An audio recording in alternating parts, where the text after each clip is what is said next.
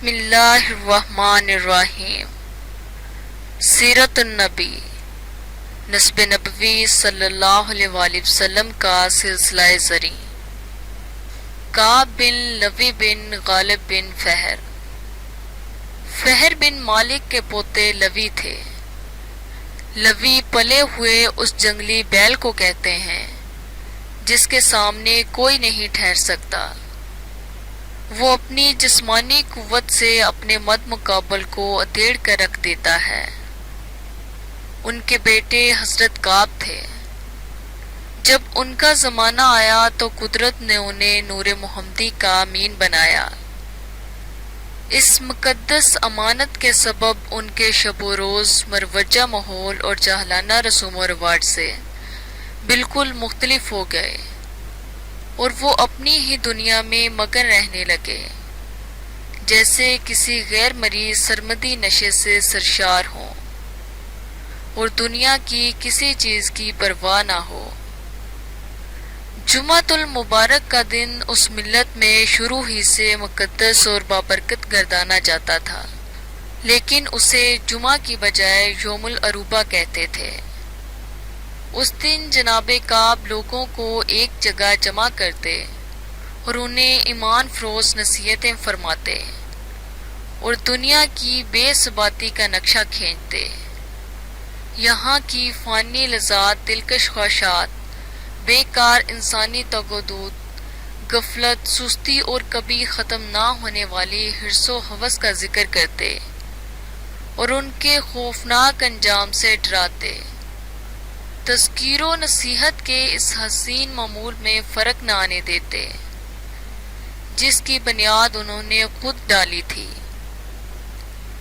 ایک روز انہوں نے بڑا ہی انقلابی اور نشاط انگیز خطاب فرمایا جس سے سامعین کی روحیں جھوم اٹھیں اور سب وجد و طرب کے عالم میں خلاؤں میں گھومنے اور مسرت و انبساط کے عالم میں مستقبل کی روشنی دیکھنے لگے۔ انہیں آنے والے خوش نصیب انسانوں کے بخت رسا پر رشک آنے لگا جب وہ اس بابرکت روشنی اور آسمانی ہدایت سے فیضیاب ہوں گے اور حسن و نور کے اس پیکر کو اپنی آنکھوں سے دیکھیں گے جو شاہکار قدرت ہے اور جس کی مثل اس نے کوئی پیدا ہی نہیں کیا۔ جو عاشق دیکھے گا اس کے نور میں کھو جائے گا اور کہے گا ایسا محبوب تو آج تک دیکھا ہی نہیں۔ کعب گویا ہوئے، اے لوگو، کانوں کی کھڑکیاں کھول لو اور دلوں کے پردے ہٹا دو اور میری بات غور سے سنو۔ جو کہنے والا ہوں اس کی طرف توجہ دو اور میری بات گھر گھر پہنچا دو تاکہ حقیقت کبریٰ سے کوئی بے خبر نہ رہے۔ تم جانتے ہو رات اپنی طریقی کے دامن میں ہر شے کو چھپا لیتی ہے، دن کا اجالا ہر چیز کو نمایاں کر دیتا ہے۔ زمین ہماری رہائش گاہ ہے جسے رہنے کے قابل بنا دیا گیا ہے۔ آسمان کا سائباں ہمارے سروں پر تنا ہوا ہے جیسے گھر کی چھت ہو، اور اس میں جلملاتے ستارے ہماری آنکھوں کو روشنی اور زینت بخشتے ہیں۔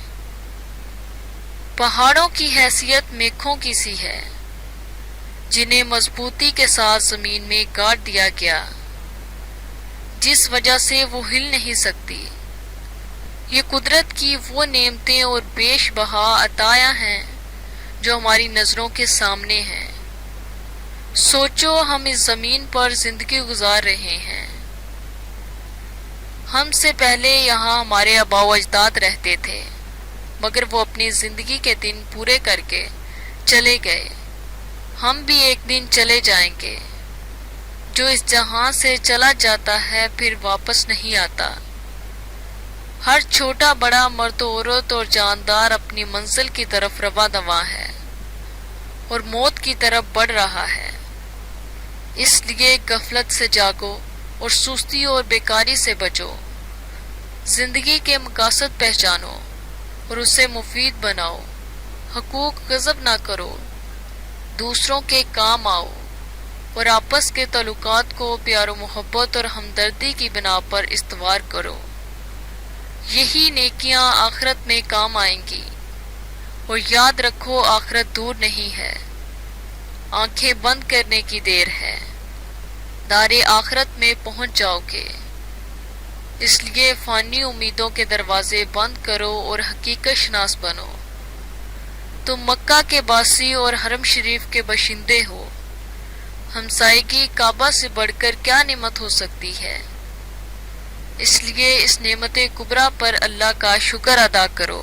میں آج تمہارے سامنے ایک بہت بڑی نعمت کا ذکر کرنے والا ہوں، جس سے بڑی نعمت اور عظمت اور رفعت کا تصور بھی نہیں کیا جا سکتا، اور وہ نعمت آخر الزمان نبی کریم صلی اللہ علیہ وسلم کی ذات ہے، جو سب سے آخر میں تشریف لائیں گے۔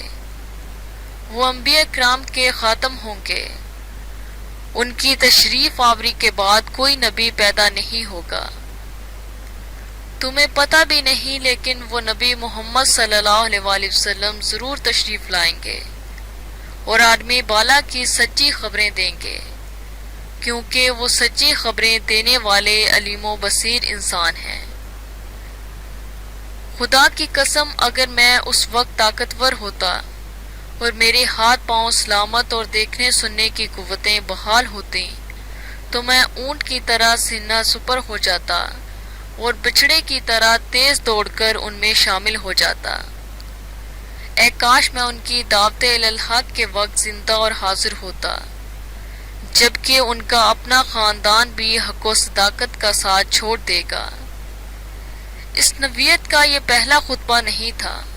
ایسے حقیقت افروز اور دلکشا خطبات وہ اکثر ارشاد فرماتے رہتے تھے، اور حضور نبی اکرم صلی اللہ علیہ وسلم کی آمد کے بارے میں لوگوں کو آگاہ کرتے رہتے تھے۔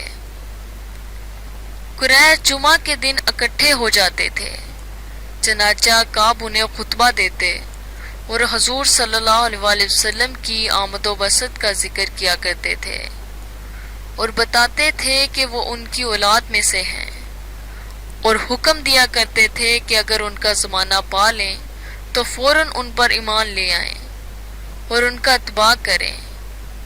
سوال یہ پیدا ہوتا ہے کہ ان کے پاس ان معلومات کا ذریعہ کیا تھا؟ وہ کس اساس پر ایسی خبریں دیتے اور مستقبل کی باتیں بتایا کرتے تھے؟ اس کا جواب زرقانی میں ہے۔ اس علم کی بنیاد وہ وصیت تھی جو حضرت آدم علیہ السلام کے وقت ہی سے سینہ بسینہ منتقل ہوتی چلی آ رہی تھی، کہ جس ہستی میں یہ نور محمدی درخشاں ہوگا اسے پاکیزہ پیکروں ہی کے سپرد کرے گا، اور وہ نور والا خاتم الانبیاء ہوگا۔ یہ 560 سال پہلے کی باتیں ہیں۔ حضرت کعب بن لوی کی موت کے 560 سال بعد حضور صلی اللہ علیہ وسلم کی بعثت ہوئی۔ حضرت کعب امیر المومنین حضرت عمر فاروق رضی اللہ تعالیٰ عنہ کے 8ویں دادا ہیں۔ یہاں پہنچ کر جناب عمر کا نسب حضور صلی اللہ علیہ وسلم کے نسب مبارک کے ساتھ مل جاتا ہے۔ شکریہ۔